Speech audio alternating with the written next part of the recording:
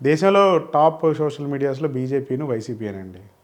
ఇప్పుడు వరకు ఉన్న లెక్కల్లో. అంటే ఇక్కడ ఇండివిజువల్‌గా కాదు పనిచేస్తారు. కదా సార్.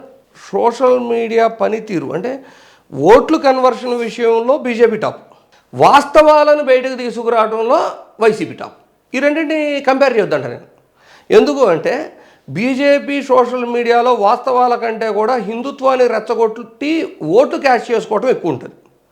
ఇక్కడ వైఎస్ఆర్సీపీ సోషల్ మీడియా వింగ్ అని మీరు తీసుకుంటే కులమతాలకు అతీతంగా, గుర్తుపెట్టుకోండి, కులమతాలకు అతీతంగా ఎక్కడా కూడా క్యాస్ట్ పాలిటిక్స్, మత రాజకీయాలు చేయకుండా కేవలం సబ్జెక్టివ్గా, కన్స్ట్రక్టివ్గా వైఎస్ఆర్సీపీ హయాంలో ఏం జరిగింది, మీరు చేస్తున్న అసత్య ప్రచారాలని వాళ్ళు నిజాలేంటి అని చూపిస్తున్నారు తప్పితే ఫ్యాక్ట్స్ ఎట్లాగా. అంతేగాని వీళ్ళు అసత్యాలను ప్రచారం చేసి రెచ్చగొట్టి కులాల మధ్య చిచ్చులు పెట్టి దాన్ని క్యాష్ చేసుకోవాలనే భావన వీళ్ళకి లేదు. 2 రోజులు 3 రోజుల క్రితం కూడా, 2 రోజుల క్రితం అనుకుంటా, పవన్ కళ్యాణ్ గారు డైరెక్ట్గా మీ అధినాయకుడి గారి క్యాస్ట్లో ఇలా జరిగితే అని వాడారు. అసలు రాజకీయాల్లో క్యాస్ట్ యాడ్ నుంచి వచ్చింది. ఎందుకు ఈ మాటలు? అంటే రాజకీయం చేయాలంటే గౌరవంగా కూడా చేయొచ్చు.